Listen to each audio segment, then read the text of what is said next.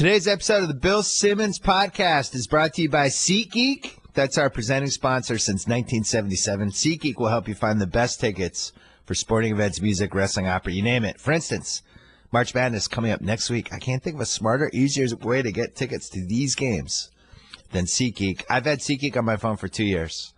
It's by far the easiest way I've found to shop for the best tickets, thanks to their revolutionary grading system. Buy and sell tickets in just 2 taps on your phone. Everything fully guaranteed. To try it out, download the SeatGeek app or go right to SeatGeek.com. We are also brought to you by 2 new Ringer podcasts that aren't actually new because they got spun off from Channel 33 in their own podcast feeds. The Masked Man Show and Achievement Oriented. If you love professional wrestling, subscribe to The Masked Man Show and listen to The Ringer's David Shoemaker break down the latest WWE storylines, pay-per-views, and more with a rotating cast of characters. And we have WrestleMania coming up, and we just had a very controversial Fastlane pay-per-view on Sunday night. So you're going to want to listen to his thoughts on that.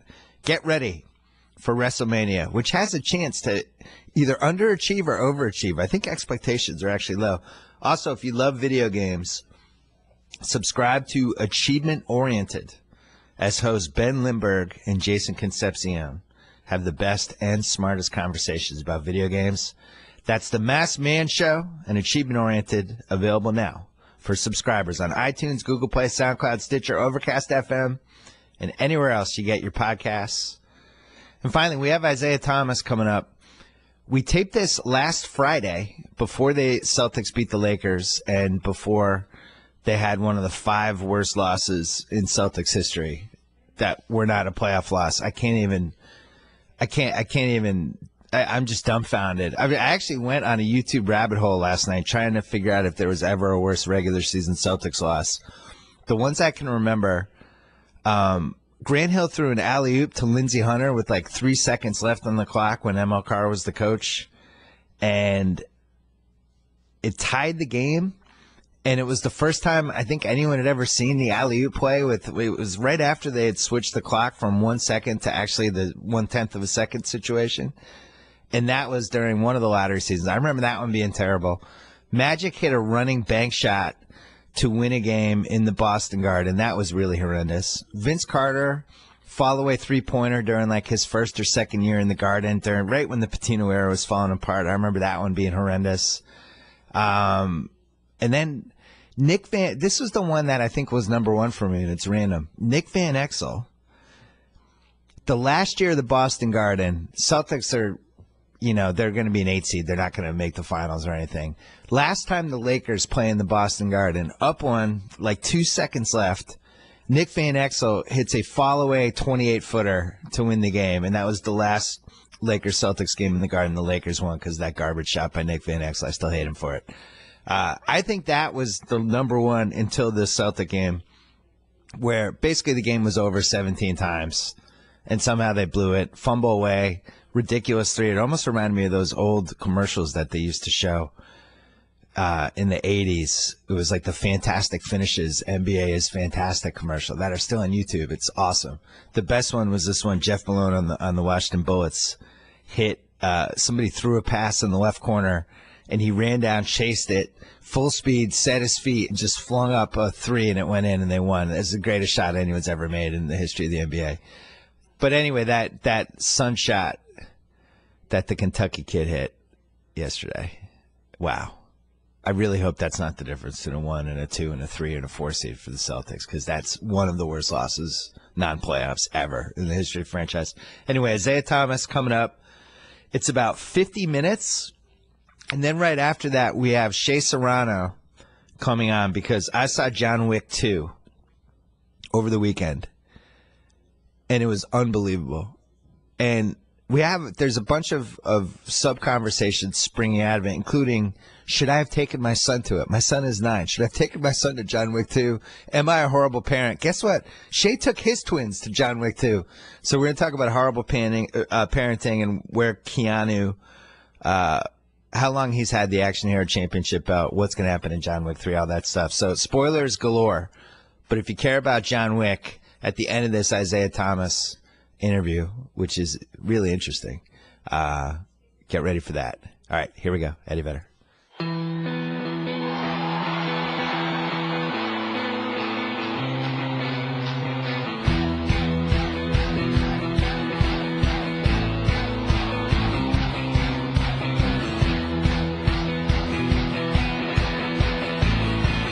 It's late Thursday afternoon, taping this with Isaiah Thomas, All-Star, Celtics point guard.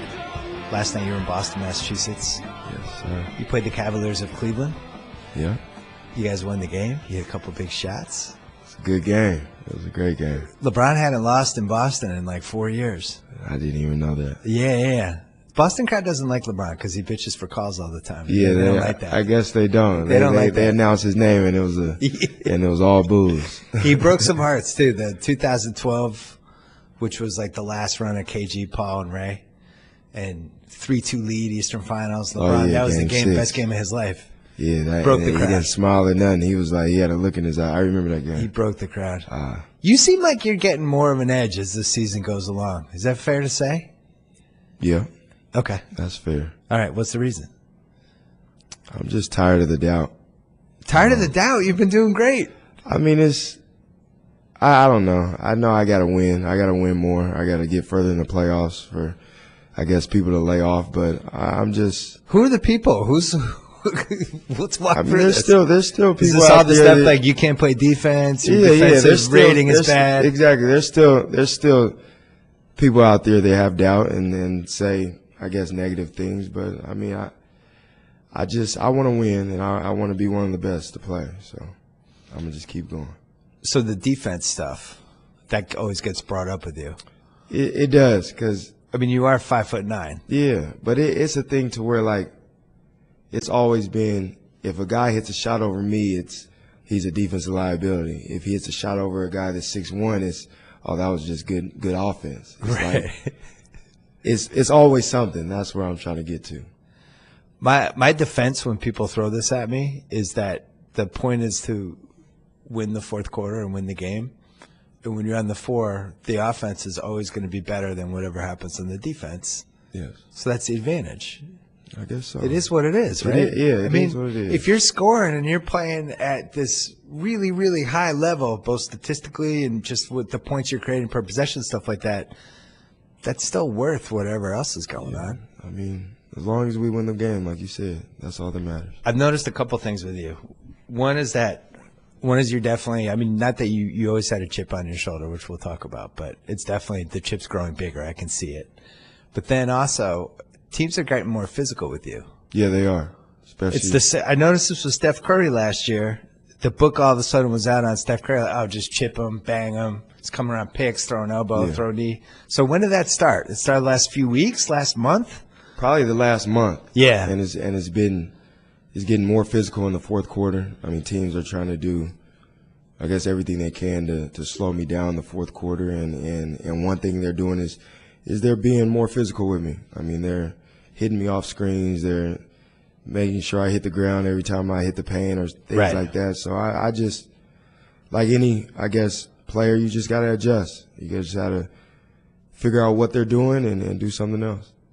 Well, my fear is you're going to punch somebody.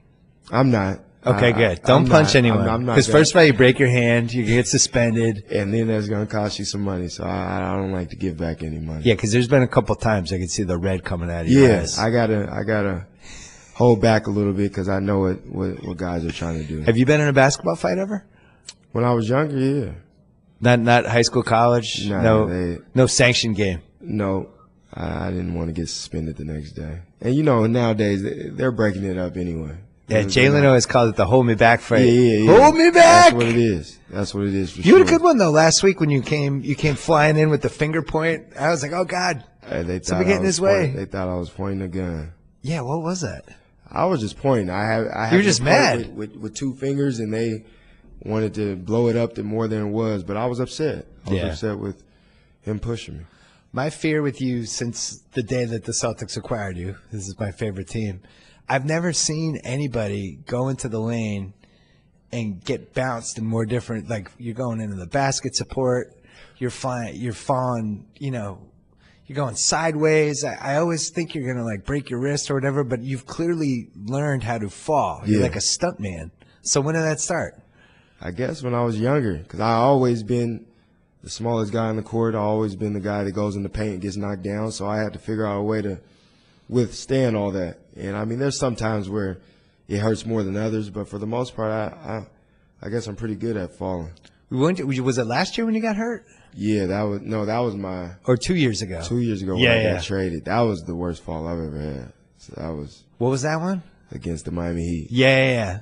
Hassan Whiteside? Dwayne Wade. Yeah. Oh, Dwayne Wade. Yeah, that was. You know his history with the Celtics. Yeah. He's taken out a bunch. He broke Rondo's elbow. Yeah. Yeah. That's why when he comes to Boston, he gets booed too. The Celtic fans remember all that stuff. I know. Yeah, so the stuntman thing, that's like you're playing pickup. Yeah, you're that's 12, 13, guys knocking you down. Me playing with older guys when I was younger and always getting knocked down. I had to figure out a way to fall the right way, I guess you could say, and get back up. When did you learn you have so many different moves on the drives. When did you learn the little step back in the paint? Because it seems like that's gotten better in the last year.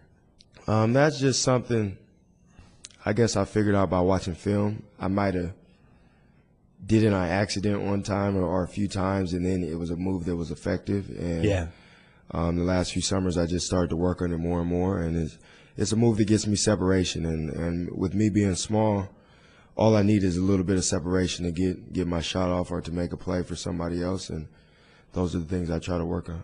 Because people always ask me, like, did you know Isaiah was going to score 30 points a game? Like, you're watching all these games, and it's like the two things that seem different, one is that shot in the paint, which I don't feel like you had mastered yet until this year, the little blooper shot. Yeah. It's like basically unstoppable because you're falling back. Yeah. It's a little like, even though you're like 15 inches smaller than the Dirk shot, when Dirk started to master that little foul line fall away, it was just create like that 1 inch. But then the other thing, you probably don't want to talk about this, but they don't call you for the right-handed push-off anymore because you're a star now. They used to call you for that. Yeah, I guess they used to call you for the shove-off. They give me those now. You get the all-star respect. Yeah. It doesn't seem like it, but I guess now that you say that, they you get it now. Don't call it. And then you have long arms, and I think big guys always forget. They always forget who's left-handed. Yeah, that's a big advantage. That's a big advantage, guys. Even for myself, guarding a left-handed guy, it's tough to guard because you're so used to guarding right-handed players. Especially you get tired. Yeah. I used to hate when I'm retired now, but when I used to play lefties, especially like if you're on like your fourth or fifth game or second hour playing, you just kind of forget and they're going by you. Yeah. And then you'll come on the right sometimes, but you got the long arm. You can do the reverse layups, which the big guys never see coming every time. They always think you're going because you're shorter. You're going right to the closer side of the rim and you go under. I just try to maneuver around them. What about the 3-point shot? That's just practice because that's definitely just repetition. I worked on my shot a lot this summer. I mean, I do every summer, but this year I worked on a lot of off the dribble threes and getting to my shot quicker when I have a live dribble. So I know most of my points and most of my shots come off not catch and shoot, but most of them come off me handling the ball or coming off pick and roll and shooting. So I worked a lot on that, and I wanted to raise my shooting percentages and become more efficient, and luckily that's happened this year. Can you tell the difference between a heat check and this is just what you do? Probably the deeper the shot.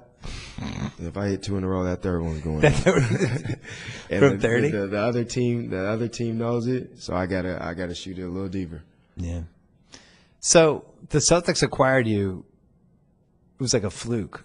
It was. You somehow end up in Phoenix, and they have multiple point guards. And it was one of those things like every year one NBA team tries something, and you know it's not going to work.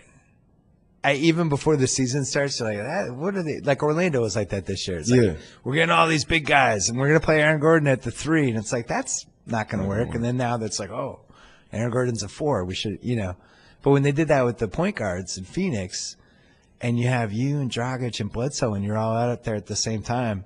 I'm not against the small ball thing because you guys do it with Marcus and Avery sometimes, or Rozier. But all you guys need the ball. All of us. It sounded good. Yeah. When they, I guess, presented it, it sounded good, but it didn't work. Like you said, all of us needed the ball to be effective. I mean, I could play off the ball a little more than those two guys, but for the same thing, everybody needed the ball to be who they were, and it just didn't work. Why do you think it didn't work out in Sacramento?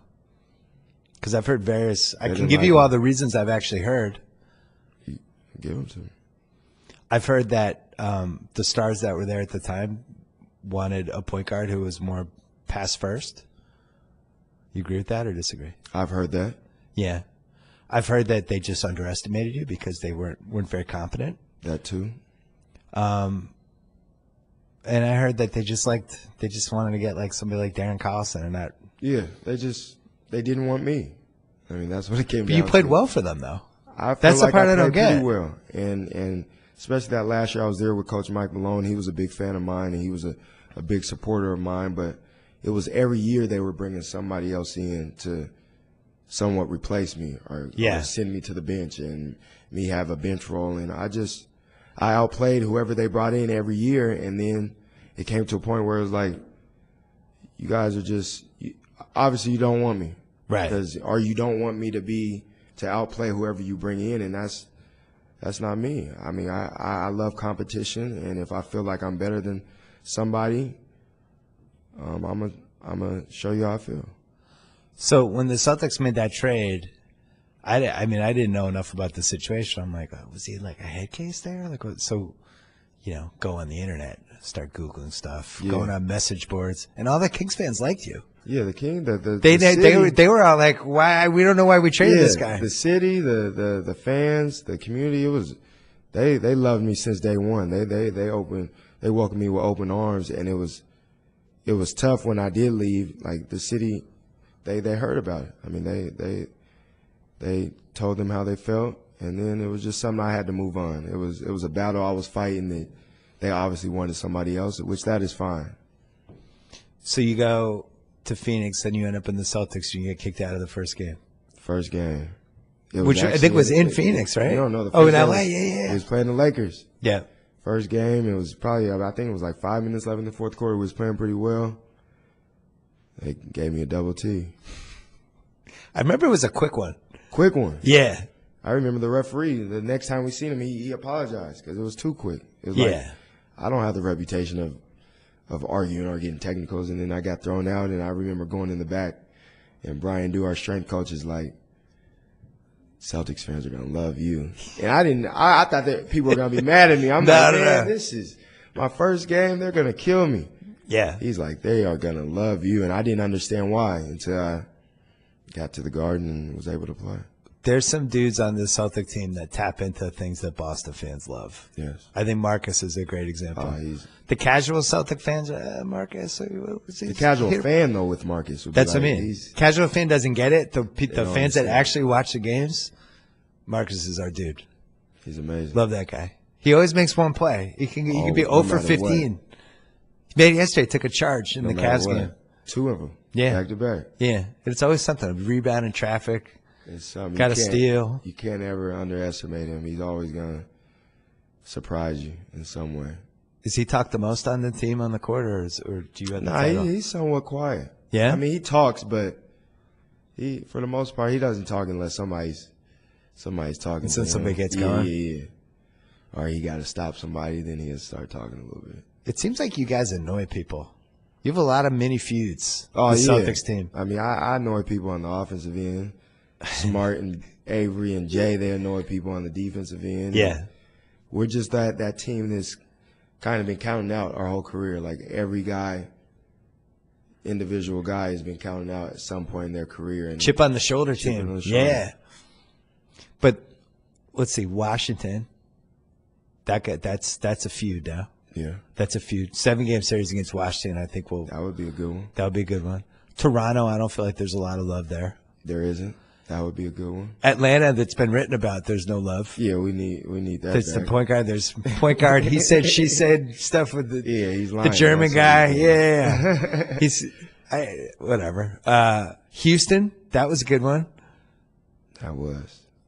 We got a few teams. The only two times a year, but that was. Yeah, but that was a good. Both times stuff's happened. Yeah. So we got a few teams that we battle against. Clippers, I feel like could get there. You play them Monday. Yeah. Because the Clippers, nobody gets along with them. So it's like your destiny. Nobody really likes those guys. Blake's kind of almost like belongs to the Celtics because he rubs everyone the wrong way for some reason. Why do some players do that? I don't know. Because I have Clipper season tickets, even though I'm a Celtic fan. but I'm always amazed by the other teams just go out of their way to try to antagonize Blake. There's certain guys that try to get in their heads. I don't know. 'Cause I don't got to guard them, but yeah. I mean, I watch a lot of basketball, and I see the guys be going at him. Go at him big time. So you have a 5-game road trip. Yeah, big road trip. What's your process on a road trip? Take it one game at a time. Try to attack every game. What do you do on the road? I go to movies? Yeah, hang out? I try to. I mean, I go to movie theater across the street. I might go to something tonight, but for the most part, I be in my room. I got League Pass on my. You got League Pass on your computer. iPad? Yeah, on my computer. I watch that, and then when they got national TV games, I'm a fan of the game. I love watching all. So you're studying? Are you studying people, or are you just watching as a fan? And watching. So who are your favorite teams this year?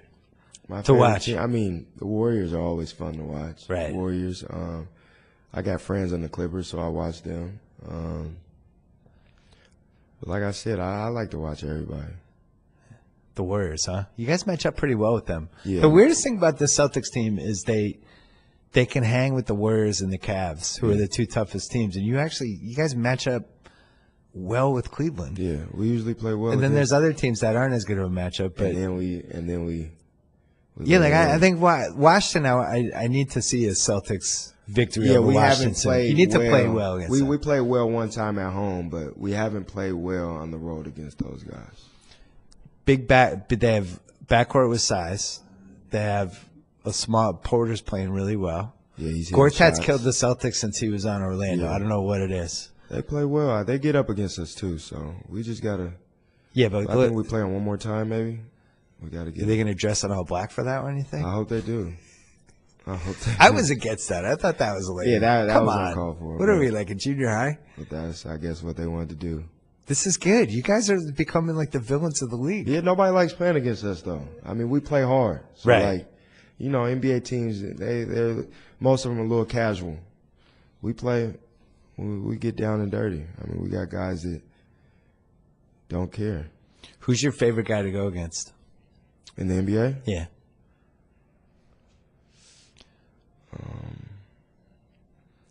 I don't know. I mean, I always you don't like want the big games. I mean, I like going against Cleveland. I like playing against the Warriors. Those are the games the whole world is watching. So. Yeah, but all right. I'm going to get this answer out of you, even though you're being political. Okay, I like playing against guys I'm friends with. So the Seattle guys, Jamal Crawford, when Nate Robinson was now we're talking. That was going to be my first guess. He's older, but he still plays for the Bucks. Like I like playing against friends. So even Chris Paul, he's a good friend of mine. I like going against guys I'm close with. Who were the point guards drafted ahead of you in your draft?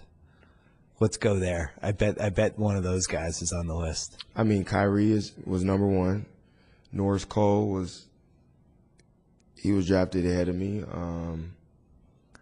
I'm amazed you can't rattle this off. I would have thought you would be able to rattle off all 59. I really don't care about it no more. But I don't believe that. There's a lot of people guards that was drafted, a few guards drafted ahead of me that aren't even in the NBA no more. So we'll be back to the Isaiah Thomas interview in 1 second. First, I want to tell you about the blacktux.com. They've made looking great for a wedding or a special event the easiest that it's ever been. With high-quality rental suits and tuxedos delivered to your doorstep, the Black Tux is giving guys a new way to rent. The Black Tux offers free home try-on so you can see the fit and feel the quality of the suit months before your event. The best part, it's completely done online. No trips to the tux shop required, no creepy tailors breathing all over you. The blacktux.com lets you create your look or choose from tons of stylish selected outfits starting at just $95. They're modern, made from fine Italian wool, absolutely the highest quality in the rental market. Any issues, and their expert customer care team will have your back every step of the way.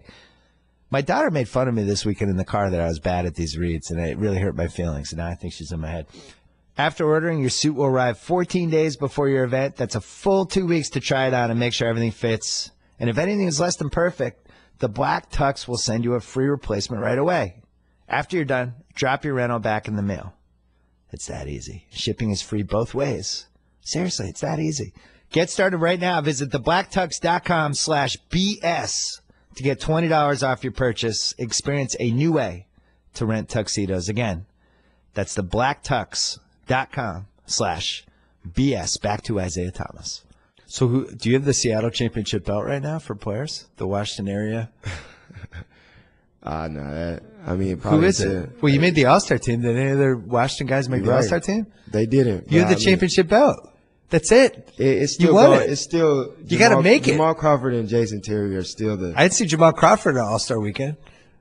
You're right. I mean, they haven't been All-Stars, but Jason Terry's won an NBA championship, Sixth Man of the Year award. He's my age.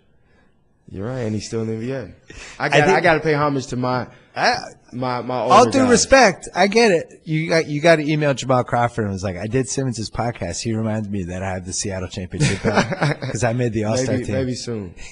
I get it. How many years? Jamal's like what? 6, 7 years older than you.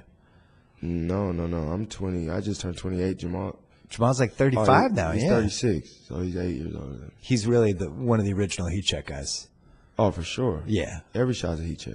So when was the first time you played against him? You must have idolized him. Probably when I was 14 or 15 when I first met him and got to play against him and build a relationship with him, and it's been good ever since. So I've seen him. I mean, he's a legend back home. Yeah, I was gonna say. Everybody wants to be like Jamal Crawford back home. Where do we stand on Markelle Fultz? Number 1. Does he count as a Washington guy? Yeah, he lives. He's not from there though, he's right? He's not there now. He's from DC, I think. But yeah, he's special. Number 1 pick for sure. How many Washington games do you watch? As when you can? When I can. He's special. I've watched a few because I don't know if you're aware of this, but the Celtics might have a high draft pick. Yeah, and if they get him, go get him. Yeah. Go get him. He does some stuff. When I played with him this summer, when he first got on campus and I first played with him, like after we played with him, I'm like, he's an NBA player. Like he has it. He has it. He has it. He's special. The thing the point guard position has really evolved over the last 20 years, right? Because everyone does this AAU circle now. Yeah. And whoever really has the ball from the get-go, that guy has the ball all the time. Like 25 years ago, I think he's a two guard. Yeah. They just try to turn him now in Houston.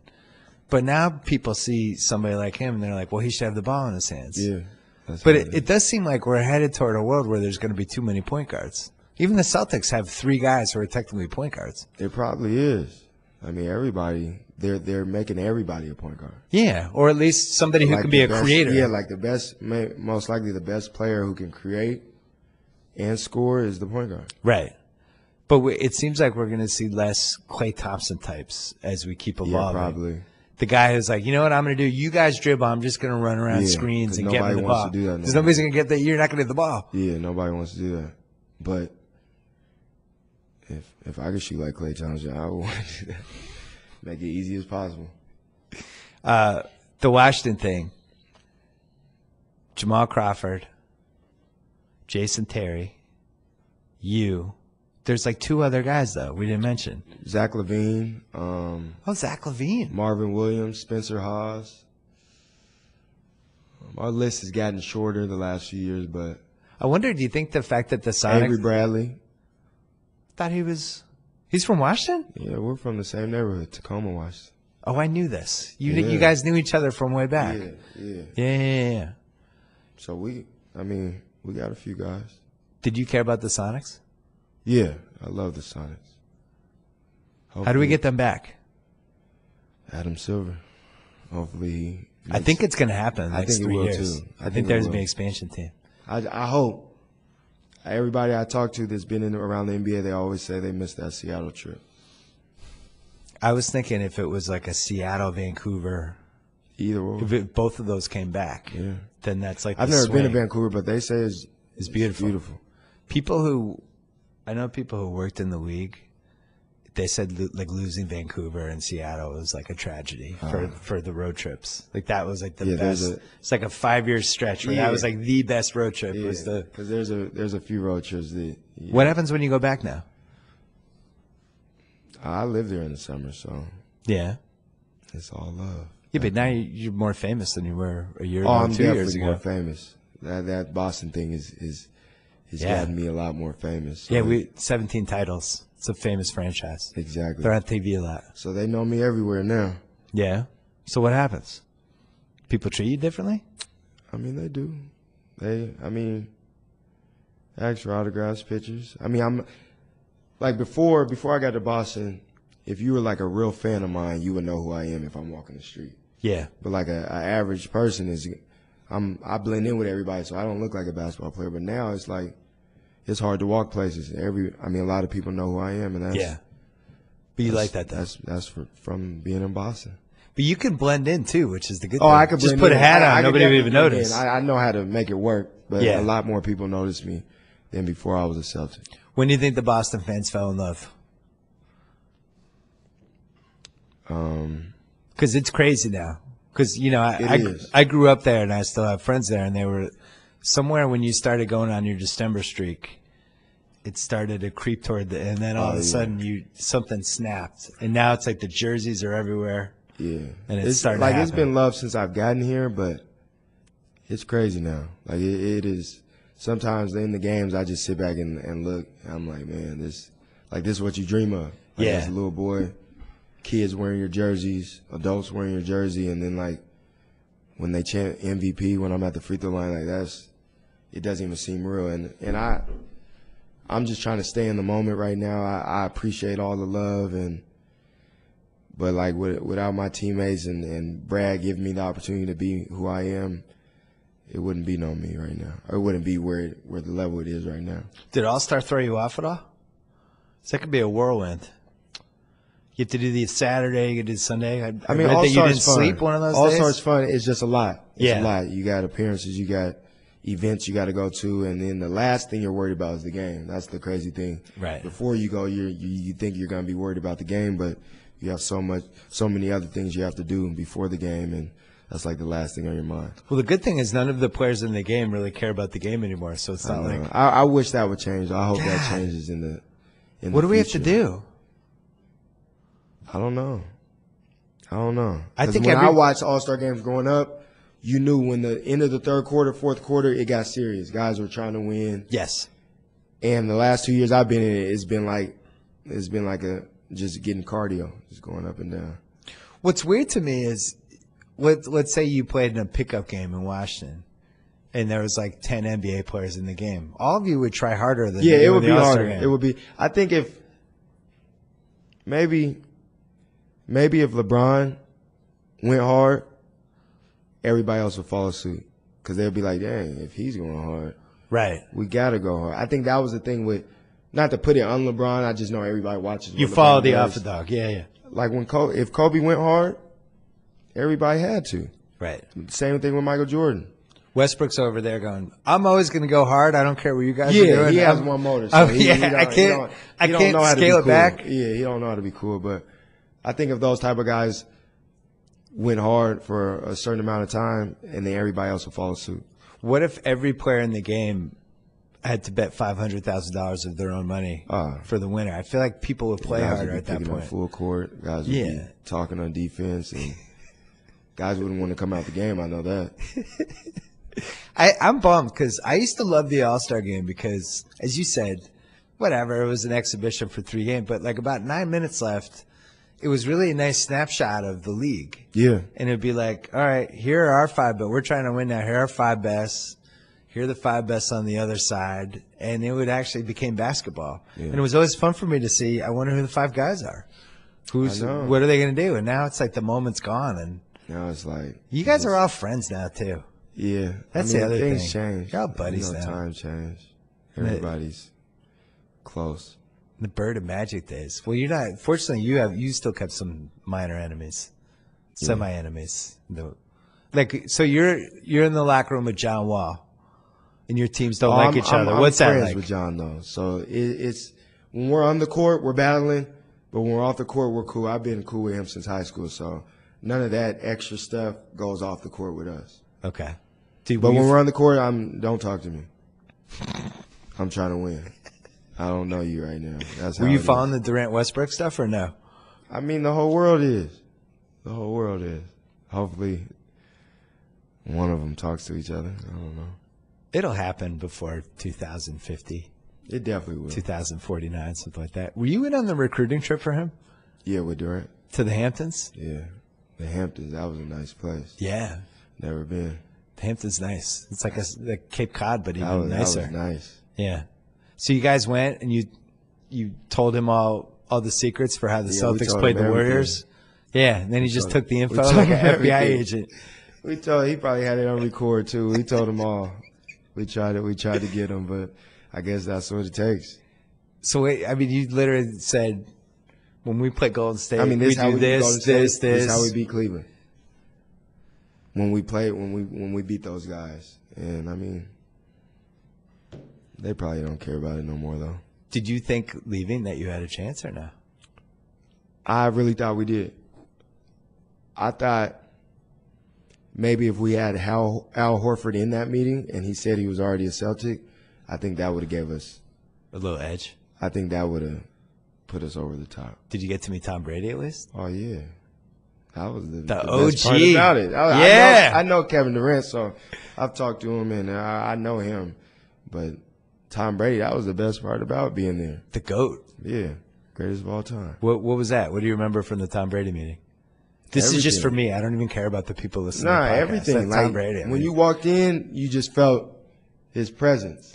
Well, he's tall, right? You didn't expect him to be like 6'5". Yeah, I didn't know he was that tall. I didn't know. You just felt his presence, and you felt there was greatness in the room, and it wasn't basketball. Did he have the rings on? Any of the rings? No. He was stylish, but he didn't have none. He was just, I guess, being Tom Brady. I mean, the city of Boston, can you imagine another city bringing a star athlete from another team in the city for a recruitment meeting? No. That sums up Boston. Like when I seen Tom, I'm like, how the hell did y'all get him to come here? Like, I was surprised. That's when I went in like, yeah, we're getting him. We're getting him. Right. Do you notice when you're at the home games? Do you look like Belichick was at that Cleveland game? Do you notice I went there? to shake his hand. That was my first time. In the timeout, I went over there and shook his hand and shook his wife's hand. And like I said, I'm a fan of sports. So when I see guys like that, I think Edelman was at the game a couple nights ago. Oh, Edelman's available. I gave him a head nod. Like I like to interact with those type of guys. Yeah. Explain the Floyd Mayweather thing to me, because he's now like the #1 Celtics fan. He is. He got Celtics gear too. He's like traveling on the road and stuff. Yeah. That's my guy. A close friend of mine. I met him. I think it was a year before I went out for the draft. I went to go watch him work out in Las Vegas at his boxing gym, and then he knew who I was. He was a fan of basketball, so he knew who I was, and we met through mutual people, and then it was all she wrote after that. We support each other. He's a good friend of mine, a mentor that gives me advice on how to be great.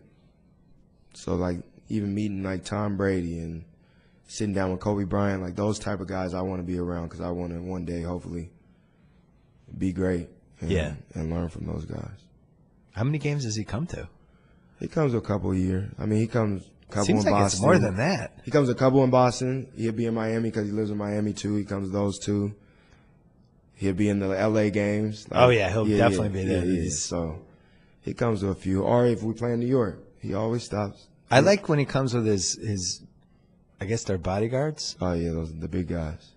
And they stand behind his seats at the Clipper games. Like, I don't know if you've been to a Clipper game, but Floyd's not in danger at a Clipper game, I don't think. Definitely It's not. the most mellow crowd that played it. Definitely not. But, yeah, Floyd, it's a scene when he comes. I don't know how he gets the court sides. It's a scene everywhere he goes. He's only sitting courtside. I He know. even came when I played in Phoenix. When I played in Sacramento, he was at the games. That's probably easier to get the court sides in Sacramento. Definitely in Sacramento. Yeah. So is he on the bandwagon? Does he think we can beat? Yeah. How many years we like He's him on a the fan. team? All right. He's Does he break fan. down like afterwards? Like, man, I was worried about. He'll try to break some stuff down, but sometimes I'll be like, okay, champ. All right. I got it. What about Boogie? You friends with him at this point, or Yeah. That's my guy. Boogie were you Cousins. surprised that he basically got stolen for? I was a non-lottery surprised, pick, and especially right after the All-Star game. I was surprised. But that's Sacramento for you. the people can't see you smiling right now. The people know I love Sac. Sac is, man, they love me. I love them. It's just. All right, you have to rave about them this much. Like, I'm just saying, all I do right, love now you're Sac. making me jealous a little No, bit. they show All me right. a lot of love. They But always Boston's have. the best, but Sacramento's fine.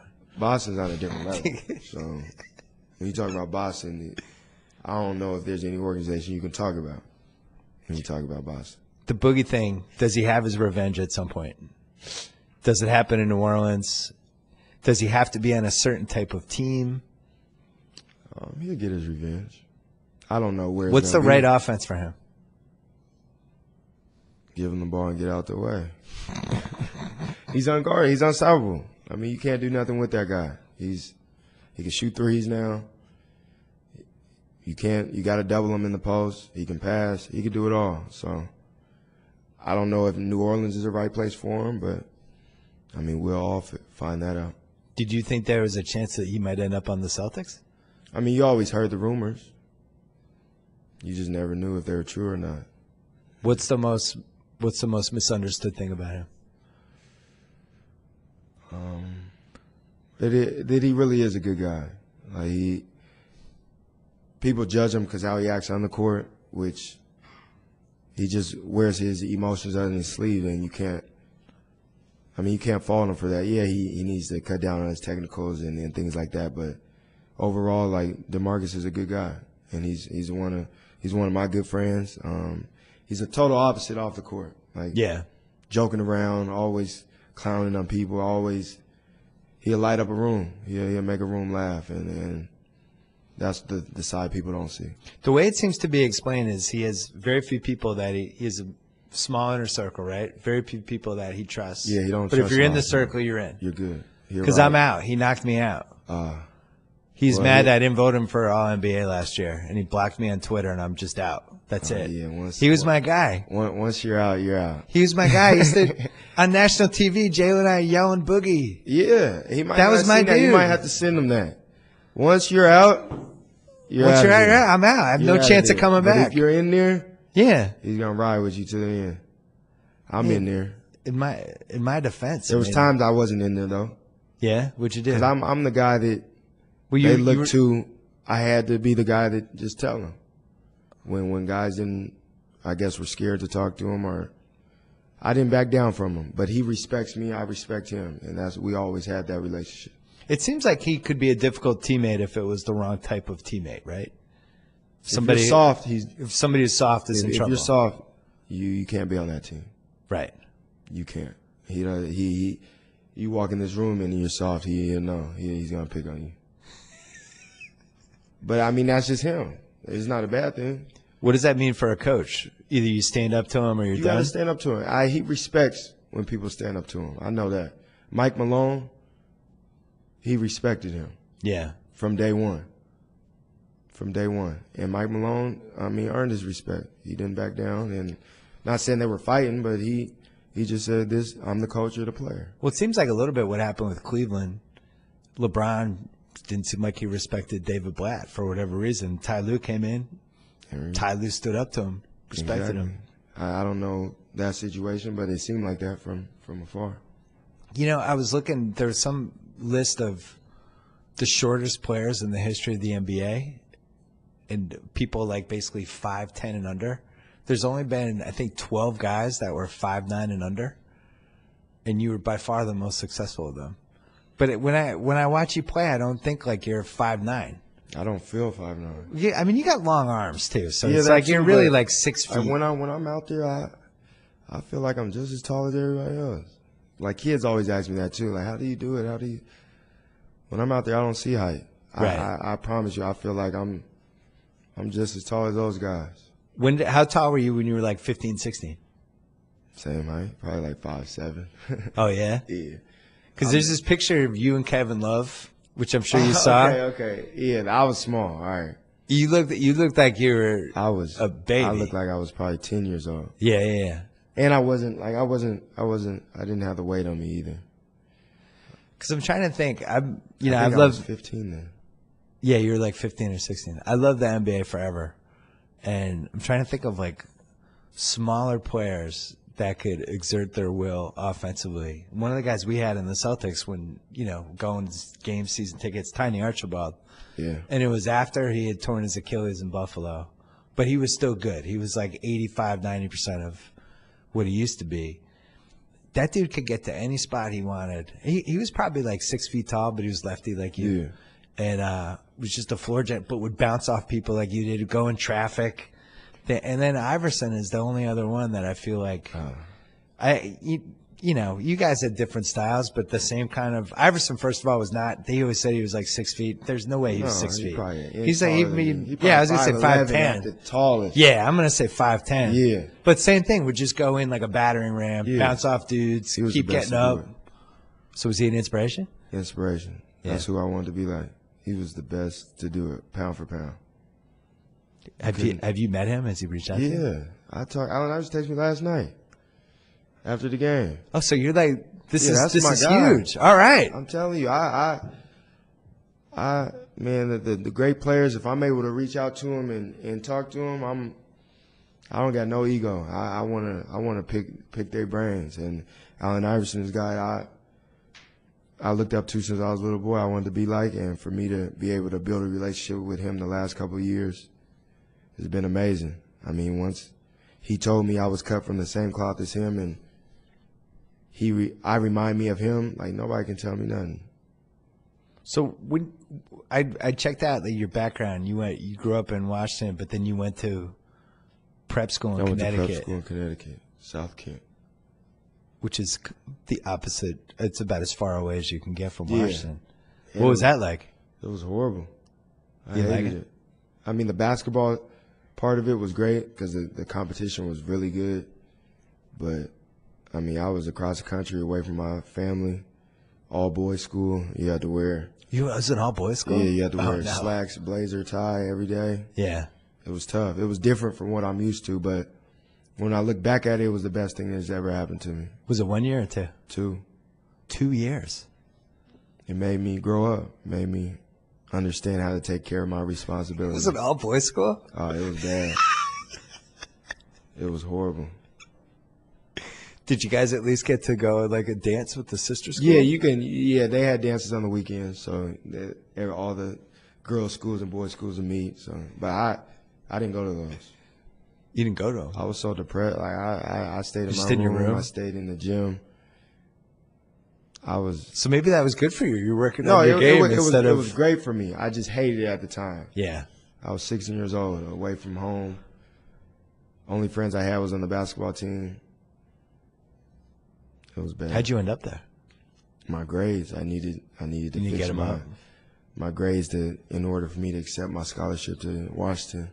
And what made you want to leave after your junior year? Did somebody tell you were getting drafted higher than 60, or you were just ready to go? I felt like there was nothing else.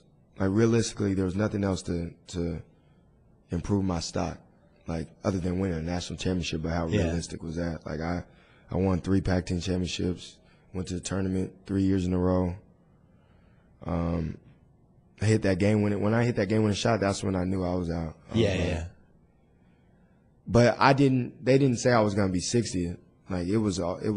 I remember being. Yeah, you should have been in the 30s. Second round. Yeah. The beginning of the second was.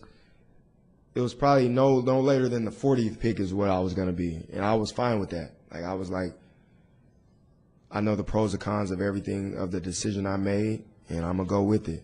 But I didn't think I was gonna be 60th. When did you start getting bummed out? What pick? I know the Lakers have 4 picks in the second round. I think the last pick they had may have been 56.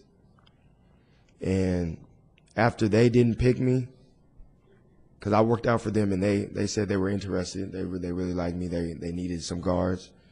After they didn't pick me, I didn't think I was going to get drafted. I forgot about Sacramento. That was my first workout. Yeah.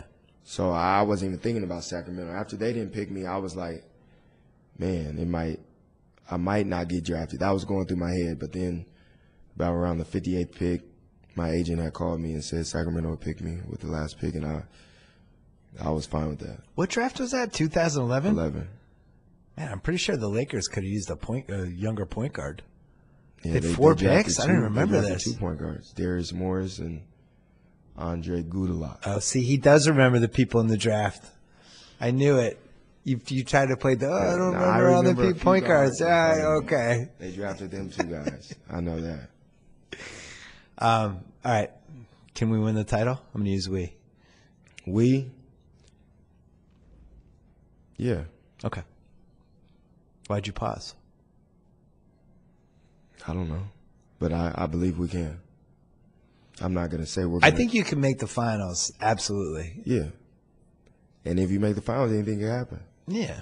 I got faith in this team. I think we can.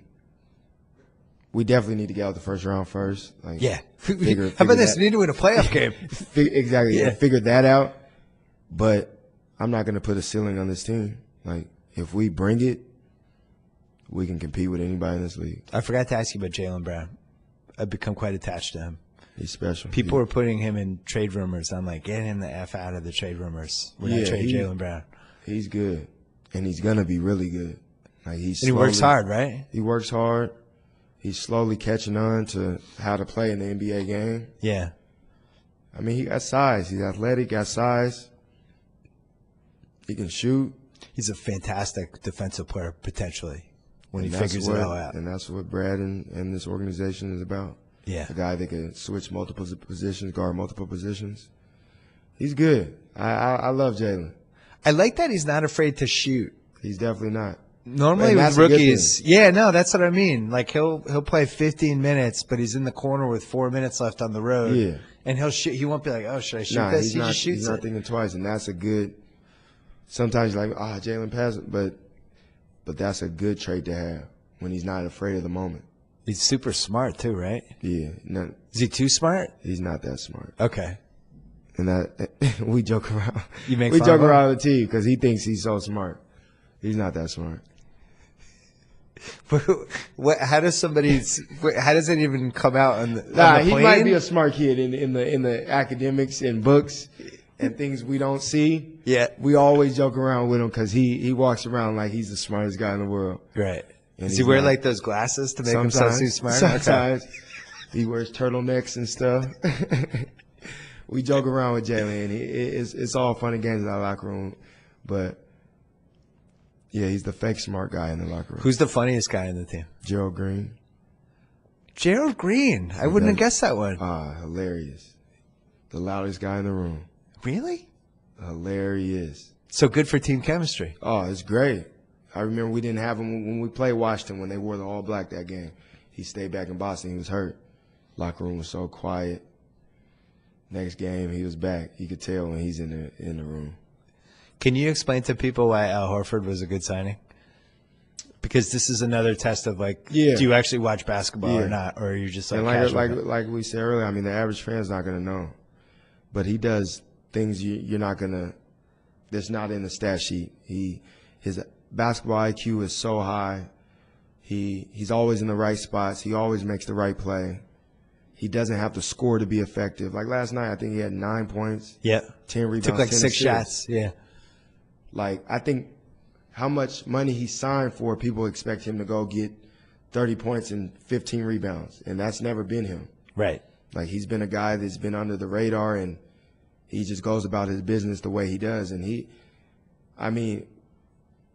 we're having the season we're having, and a lot has to do with him. He does everything for us. And a good chemistry guy, too. Good chemistry. He's not worried about – usually guys that make that type of money, they're like, man, I'm not getting my shots. I'm not getting my – he's not said one time, I need the ball. He's a hell of a locker room guy. His character is great. He's everything you ask for in a really important piece to a franchise. It's a very unselfish team, which I think is by design. It is. I think they put a lot of thought into that. And I think it's one of the reasons why nothing happened at the trade deadline, which, I was a little disappointed by, but at the same time, not talking about getting a big player, but just I thought everyone else was getting somebody. Yeah, I thought we would do something, but that says a lot. But I think they were really worried about, we like our chemistry, we like these guys, and we're afraid to mess with it. They don't want to mess up.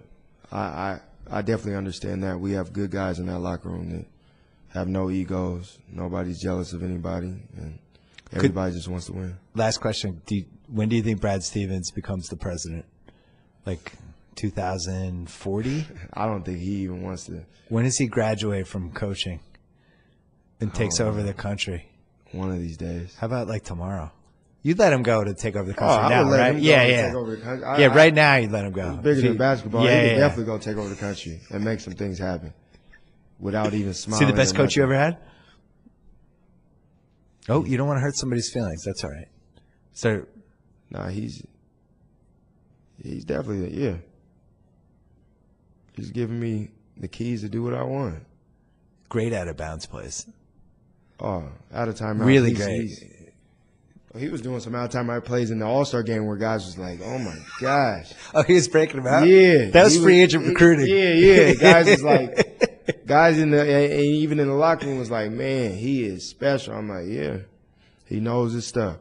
So I heard he gave a good speech too to those guys at the pregame or halftime or something. He did pregame. He gave a good speech. He had our video guy, Matt, put together a really good video of highlights of all the players from like high school, college, and the pros. Yeah. And LeBron right after. LeBron's like, I've been doing this All-Star game 12, 13 years, and that was the best thing we've ever seen. And Carmelo even said it too. He's like, it was dope. It was. They had highlights of when every guy started with like John Wall, high school highlights, then college, then NBA, and then everybody on the team. And everyone was so inspired. They went out and played no defense at all. No defense. No defense. Somebody almost broke a sweat. They were so inspired. Somebody. God, we got to fix the All-Star game. We will. We will. Isaiah Thomas. This was fun. Thank you. I'm really enjoying the season. Thank you. It's really fun to have. Listen, there's been all kinds of Celtic teams. This one's really fun to watch. It's fun, even from 3,000 miles away. It's been fun to, the team always shows up. That's good. No, Even when you guys can't make a shot, you're still plugging away. I still feel like down 18. What was that game the other night? That terrible Atlanta game. Yeah, just the team sucked, and it was like 4 minutes left. You're down 18. I'm like, I'm not turning it off yet. I'm not ready to give up yet. It's crazy. That's how we always feel. No matter, we could be down. Even at halftime, coach will come in like, we've been down more than this. Right. We're gonna win the game, and like we always feel that way. I think that's just the attitudes we have. Yeah. All right. Good luck with the rest of the season. Thanks for having me. All right. That was Isaiah Thomas. We have Shea Serrano coming up to talk about John Wick 2. There will be some spoilers in there, so if you want to bail on the podcast right now, my feelings won't be hurt. But if you want to hear a good action hero conversation and you want to hear John Wick broken down a little bit with some fun questions, I would keep listening. Quick break to talk about the Ringer NFL show. We sent the dudes to the Combine. Lombardi was there, Danny Kelly, Robert Mays, Kevin Clark. Free agency is coming up this week. The Ringer NFL show is on fire right now with all the football talk you need. And also check out theringer.com this week because we're going to be unveiling Mike Lombardi's series on video of how he would fix every single NFL team. Oh, yeah. It's going to be like Name That Tune. Remember Name That Tune where they were like, I can name that song in five notes. I can name that song in 4 notes. Well, if you're over 40, you remember Name That Tune because it was a popular show. But they used to have that show. Lombardi's going to do that for every NFL team. He can fix the Patriots in 5 moves. He can fix the Browns in 7 moves. So get ready for that. That's going to be on theringer.com. All right, right now, speaking of the Ringer, Shea Serrano. All right, as promised, the John Wick 2 conversation that you've been waiting for your entire life. Making his first appearance, losing his virginity on the BS podcast, Shea Serrano. How are you, Shea? What is up? I am fantastic. I don't know how you haven't been on the podcast before, but it's a massive error, and I apologize because I look at it every week and I see the name of the person you have on there, and I just say, man, fuck that guy. I'm better than that every time. Every time I say it. Well, we're going to fix that. I'm happy I finally made it. So, well, first of all, I should mention that I listened to you on the Ringer NBA show with Chris Vernon on Friday, and you talked a big game about the Spurs, and then about your favorite team, and then about 15 minutes in, you had a moment of weakness, and you caved, and you basically just admitted that the Rockets were better and that you hated LaMarcus Aldridge, and it was an incredible podcast moment. I don't know if a lot of people even heard that, but you quit on your team. No, I did not quit on my team. I've been very on the record against LaMarcus since the trade. And also, I think the Rockets are better. That don't mean I like them, but I just think I'm reverse jinxing it. It's like a super reverse jinx. I'm trying to put it out in the universe. All right. I appreciate reverse jinxes. Let's talk about John Wick. We have 5 questions we're going to hit. Question number 1. Is it okay to take your kids to John Wick 2? Because I took my son last night. He had not seen John Wick 1. My son is 9 years old. I feel like he's pretty advanced from a movie watching thing to the point that now it's like it's too late. It's too late to protect him. He's seen too many horror movies. He's watched too many things on YouTube that we didn't realize he watched. And I was just like, I want my son to like action movies. I want him to get in the Fast and Furious franchise. I want to watch The Fugitive with him. There's all these movies I want to bang out. I think he's ready. I'm throwing him into John Wick 2. A little like how the Celtics are playing Jaylen Brown in crunch time now. Just giving him the start and see how he reacts. And it was the greatest 2 hours of his entire life. What did your kids think? You know, I made that same mistake. I took mine. We skipped school. This is how bad of a parent I am. I was supposed to drop the boys off at school. We pulled up, and it was Friday. I said, you know what? You guys want to go see? They'd already seen the first one. I said, you want to go see part 2? Yeah, Daddy, let's go. We went. Now, I've got the twins with me, boy A and boy B. Boy A is a much more emotional kid, so he was the only one I was worried about. Boy B, I knew he was going to be straight no matter what. Right. And we go and we watch it, and I thought everything was fine, but this was when it came out, so it was like a couple weeks ago, and boy B, he hadn't said a single word, or boy A hasn't, since, like, he just won't talk anymore. He won't do his homework because he didn't want to pick up a pencil. It was a disaster on that part. Boy B is straight. We went, Bill, listen, we went to a birthday party. This was like 2 years ago. And I've got the twins with me. It's a laser tag birthday party. So they're separating like parents on one team, kids on the other team. So A and B are on the other side. And I tell them, like, y'all stick together because it's big and it's dark in here and whatever. They're like 8 at the time. And we go in there and I'm walking around with my gun, like hunting these kids, and my buzzer just starts buzzing. And I look, and there's nobody there. I don't see anybody, Bill, not a single person. And then boy B, comes crawling out of the shadows, and all he says is, got you, Daddy. And I was like, what the fuck? Like, he just SEAL Team 6 to me. And so there's no brother around. I said, hey, where's your brother? I said, stick together. And I'll never forget this. He looked me right in my eyes, and this is what he said. He said, I'm on my own now. And then he just left. He just crawled back away. He said, I'm on my own now, and then was gone. And I saw A later. He's crying, just holding his gun up in the air, like at the beginning of fucking Saving Private Ryan. Like, he doesn't know what to do. And B is just picking off parents left and right. He was fine at John Wick 2. The other one is a disaster. No, the answer is no. Don't take your kids to see John Wick 2. Yeah, I think that was my reaction too. As I'm all about the father-son bonding. I just feel like anything that is going to be like leaves my son going, Dad, that was great. I love you. You're the best. You're my hero is my goal. So we left, and he was just like, that was the greatest. Let's go home and watch John Wick 1. And then he started trying to pull me into that arm bar somersault move that John Wick does when he kept taking everybody's gun. And he almost dislocated my elbow, and there's 100 people around. And he's fake shooting at me. And I'm like, so we had to have the conversation like, you can't go into school tomorrow and pretend you're John Wick, right? You're not going to do that, right? He's like, no, I'm not going to do that. But I'm a little worried that, I don't know. I'm a little worried. It might have been a bad idea. A good way to figure out if it's a bad idea is at the end of it, if your kid is fake shooting at you. Then you know you made a mistake. That's true. That's how you know. Here's the thing. There's so many terrible parents out there that I'm not going to be judged. I still feel like I'm in the upper percentile, even if my kid gets kicked out of school today because he puts somebody in an R bar and tries to take their pencil. The pencil scene, I don't think I've ever seen him. Oh, my God. Yeah, I don't think he was out of his mind. It's so good. John Wick 2 is even better than I was hoping it would be, which is the highest possible praise. Yeah, it was fantastic. When that scene happened, I'm sitting next to B. We were doing the thing like when you see somebody do a big dunk in a game where you're like shoving the other guy. Like that's what we're doing during the.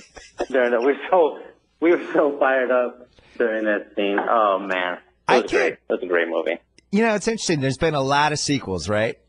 Especially with action movies. There's just been a shitload of them. That one, I think, mastered the element of, all right, here's everything that worked in the first movie and every reason we liked the first movie, and we're blowing it out. We're just going much bigger budget, much more ambitious, better actors. We're just going the whole way. Like, Ian McShane is in it, the guy from Deadwood. I think, who was the old guy in the first one? It wasn't nearly as good of an actor as Ian McShane. Oh, I don't even remember him because yeah. I only remember McShane now. Right. Like in my head, it's McShane in the first one.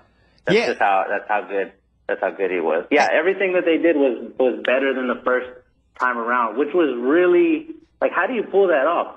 John Wick 2 caught you off guard, and it was good that way. And then, I mean, John Wick 1 did it, and then part 2 was like every single part. Like they just got a little weirder. They opened up that universe a little bit more. Yeah. Oh man, it was great. Don't take it kids though. Don't take it kids. Yeah, I would say the cutoff. Yeah, I feel like I'm going to be judged. That's fine. Judge me. Judge me. It's all good. So, all right, here's question 2. Has anyone ever had worse aim in an action movie than all the people that tried to kill John Wick in John Wick 2? The only one I can think of is Rambo 2, where like the Vietnamese people were within 5 feet of him shooting at him and just missing left and right. That's the only time I can remember worse aim by the villains. Yeah, I think that's probably the closest comparison. I watched this TV show called Sons of Anarchy. Yeah. And they get into very close range gunfight, like in a warehouse. Every time they go in a warehouse, it's a gunfight, and they never shoot anybody else. It's really bad. You know what I was thinking about when I'm watching John Wick 2? So they do the thing where they just open it up and they say, okay, guess what? All these homeless people are actually assassins. Yeah. Everybody that you see is basically an assassin now. But when that happened, they sent like the flyer out and said, okay, there's a contract for John Wick, and people are trying to kill him over and over. And it was just like a woman jogging or a large Asian man walking by. They just happened to be like, they were really easy for him to kill. So maybe the requirements to become an assassin aren't that high, and even lower than that as a henchman. So you basically just need a gun. Do you have a gun? Cool. You're in our little league. You know what I'm saying? Well, you also need to know some form of jiu-jitsu, it seems like. The karate, you need to know a couple moves, and you need to be really fast with how you draw the gun. John Wick the other thing with John Wick in this movie, other than the terrible aim, is the bullets that he did take, he probably took, 11 in the vest? Over the course of the movie? Yeah, in his suit. Yeah, he had the stuff sewn into the suit. Yeah. Right. He took a bunch of shots. Normally when this happens in a movie or a TV show, the guy gets knocked out, or the girl, and they're just down for 5 minutes. They're gasping. John Wick, it was like he was going up for an offensive rebound and was just getting like kind of elbowed in the kidneys a little bit. He's fine. He's like still getting the rebound. He just, nothing would sway him. And I don't know. I just want to know, did he figure out the best possible bulletproof vest to buy, or is he just willing to just able to take a bullet better than basically anyone we've ever seen? I don't know. I don't know the answer. I'm guessing he's just able to take that bullet because it's that very thin material, so there's going to be, you're going to feel it like a paintball gun. Yeah. Like a paintball gun stings. Right. If you hit me with a paintball gun, like I need a break for 4 or 5 minutes. I can't even imagine what those bullets felt like. I don't know, man. He's a badass. Yeah, I mean, we knew he had a high threshold for pain because going way back to Point Break when he blows out his knee on the jump. Yeah. He was still able to move a little bit. So, going back to that. And then the replacements, he took some big hits. So from the standpoint of Keanu having a high pain tolerance, I was ready for it, but I can't remember that. Were you, by the way, just quick side question, were you okay with Common as an assassin considering you wrote the rap book once? I was surprised at how good of an assassin he was. So when it started, he's played an assassin in a bunch of movies. Yeah. Right? He was in Smoking Aces. He was in Wanted. Like, he's done this role before, but he has never been that good. The hand-to-hand combat scene that he had when they're on the stairs and they just find like 1,000 stairs to roll down. Yeah. That's probably the best fight scene of any movie of like the last 10 years, maybe. Right. Like, I can't think of a better one. It was incredible. He did such a good job. Was that the same fight scene that ended up with them in the subway? No, that's the second one. The first one, they're going, and then they bust through into the hotel, and they have to stop fighting. Right. And then they have a drink, and they're hating each other. I love that so much. The part when they're in the subway fighting, and John Wick is on the first floor, and and Common is on the second, and they're shooting at each other while they're walking with the silencers. Yeah. Incredible. That's incredible. How does that happen? Whoever thought of that, they should get an Oscar. That movie should win Best Picture just for that scene. There's never been done before. Literally never been done. It was great. The subway fight was also extraordinary. There's so many good scenes in this movie. Like I don't know whether I just love action movies, but I really left the theater, in all seriousness, no irony, really feeling like it was going to get an Oscar Best Picture nomination. That's how good it was. It's one of the best action movies of all time. It's incredible. There's nothing wrong with it. There are no wrong things. Every single thing was cool. There's usually one piece in the movie where you go like, I don't know. Yeah. But with John Wick, the only time I felt like that was at the very, very, very end. He says, send them all, I'm going to kill them all. Like, he says all 2 times in a row. Yeah. And I thought that was kind of like, why did they cut it that way? But that's a super tiny thing. It's phenomenal. There's no getting around that John Wick 2 is a beautiful, great movie. It's a creation of God. It's on the short list of most satisfied I've ever felt walking out of an action movie. The only other ones I can remember, Fast 5 was just an epic achievement, and that was the movie when that franchise turned to like a serious thing. Like you had to start taking it serious. Brazil. That's how I felt after 7. Yeah. After they do the emotional tug at the end of 7, and you're like almost in tears. I felt the same way then walking out of John Wick 2. Fast 5 is the one in Brazil. It's got that whole crazy chase scene at the end with the safe, and they're dragging the safe through the streets of Brazil, and it took the whole thing to another level, and I danced out of the theater. Another one, The Fugitive, which has really not dated badly at all, other than the fact that there's no cell phones. It's a movie that pretty much could be released right now, though there would probably be a scene where Harrison Ford crashes his plane. But you didn't get that joke. That was a great Harrison Ford joke. I deserve a courtesy laugh. But The Fugitive was fantastic. 48 Hours, I think, is way up there from walking out of the theater, but it's not a long list. And and John Wick 2 is on it, whatever the list is. So I'll have to think about it. All right, next. It's hard to hit that. Does Creed count? Is that an action movie, or are we counting that? Okay. Creed's a sports movie. All right. All right. Next question.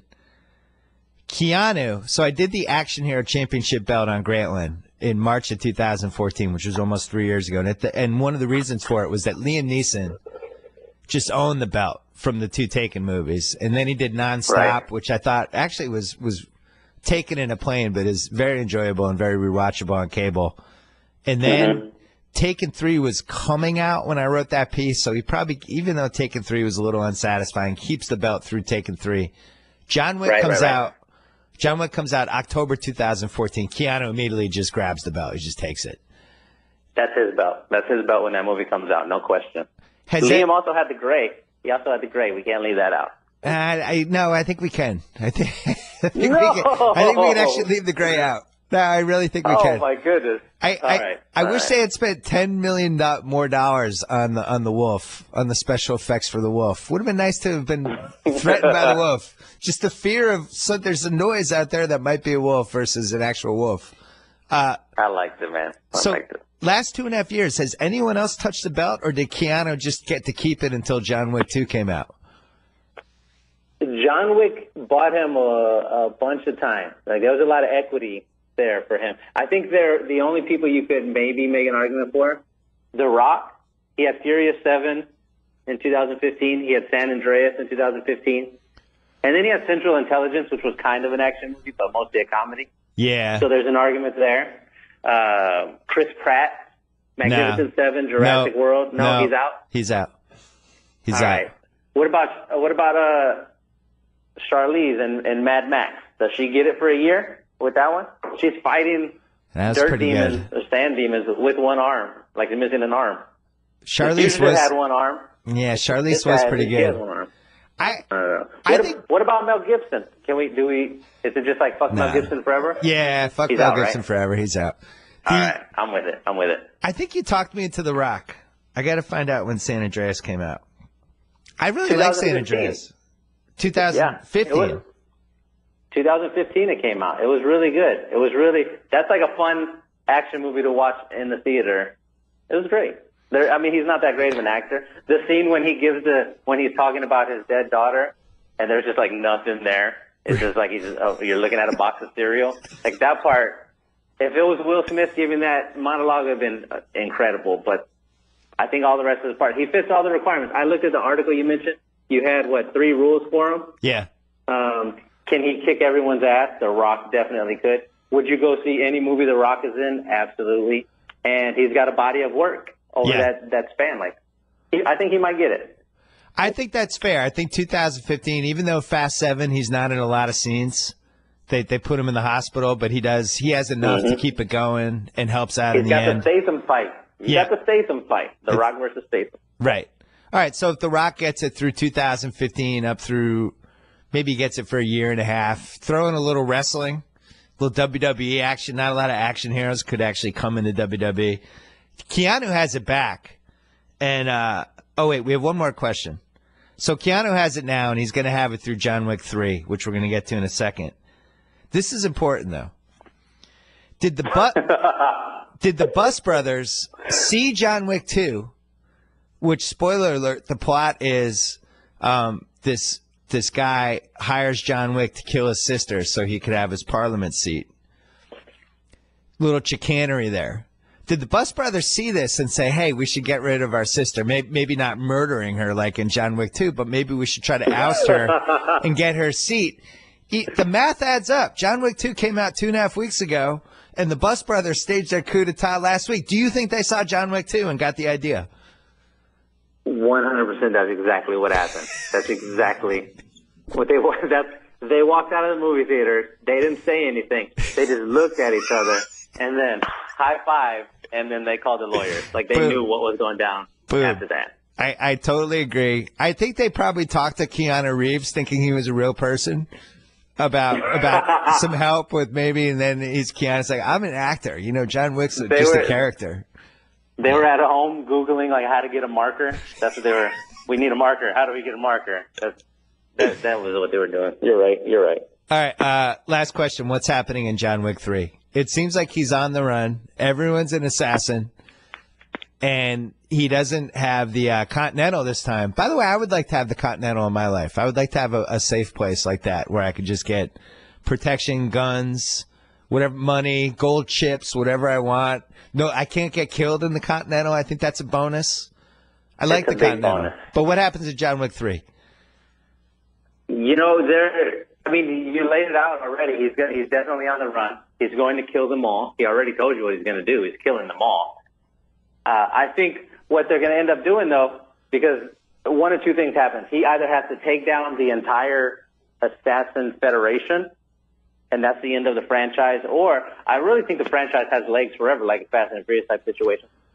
I think for that to happen, they're going to introduce a new thing. Like there wasn't a marker in part 1. They made that for 2 because they needed a new way to get him back in the game. So part 3, they're going to figure out some sort of way where he doesn't have to kill everyone. There's going to be a new marker, and then he goes, oh, I have this now, and everyone just goes, oh, okay, we're done trying to kill you, and then that's it. I think those are the only 2 ways it plays out. I have a couple thoughts.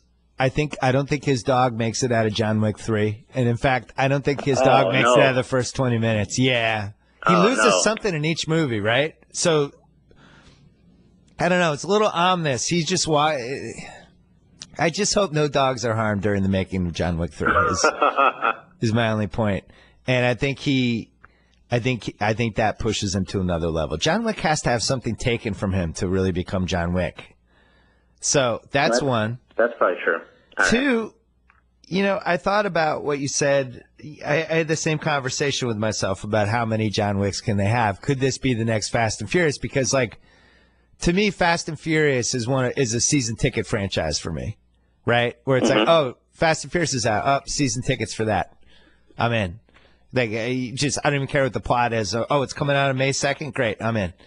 And I think John Wick is like that, too. But the difference is, I don't know, Keanu's up there now in age. I think he's over 50. Yeah, he's born in Is he really? 1964. So he's 52. I had no idea. So, Liam Neeson can go into his 60s because he's 6'3" and he has he's legendarily hung. So everybody knows that. He's got good balance from his enormous Johnson. Yeah, Liam Neeson. That's the word in the street. packing How heat. did we get to? All right. He's just okay. it's the legend of Liam Neeson. Who knows if it's true, but I always figured that's why he had such good balance and taken. But Keanu, though. What is wrong with you? Keanu, though, I think once he gets into his mid-50s, I don't know. I'm concerned. I don't know if John. I don't know. I don't want like an old geriatric John Wick. So maybe this is freeing out. Wait. Hold on. So Liam Neeson was good at karate because he had a big wiener? Like it just... Great balance. Great balance. That's why he could move. He could pivot so quickly. He has a very good central force. All right. So yeah, I think it's... I got to go. All right. Yeah, I think that's it. Shea Serrano. It's been a pleasure. Yeah. Thanks for coming on. What do you have coming up this week on The Ringer? I got basketball column on Wednesday, and then a non-basketball thing about I went and watched Kong, which is really great. Oh, good. Kong. Go see Kong. Yeah, you can take a kid to see that one. Oh, There's right. only 1 or 2 curse words in it, and we'll go see it. And I'm gonna write about that. Basketball and Kong. Your Wednesday column's called NB Shea. It also could have I been. don't know who came up with that. But, let me tell you, Kong, they don't show his wiener in there, but he's really good at fighting. So I didn't want to see Kong's wiener. Don't flip this on me. It's my job to pass along urban legends on the podcast. Did you think about calling your podcast Shea BA, or did you settle on MB Shea? No, that was Sam. Sam came up with that. Okay. You thank him for that one. I didn't have any part of that. Okay. All right. Well, we'll talk to you soon. Look forward to reading you on The Ringer. I'm sorry I had to break the news to you about Liam Neeson, but I feel like you'll be fine. And I'm glad I'll see you in our support group for parents who took their kids to John Wick too and shouldn't have. Amen. All right, see you. All right, thanks to SeatGeek, our presenting sponsor. Don't forget to download the free SeatGeek app or go to SeatGeek.com. Thanks to thebblacktux.com. They'll help you create your look or choose from tons of stylish selected outfits starting at just $95. After ordering, your suit will arrive 14 days before your event. Try it on. Make sure everything fits. If anything is less than perfect, the Black Tux will send you a free replacement right away. To get started now, visit thebblacktux.com/BS and get $20 off your purchase. Again, that's thebblacktux.com/BS. Thanks to Isaiah Thomas. Thanks to Shea Serrano.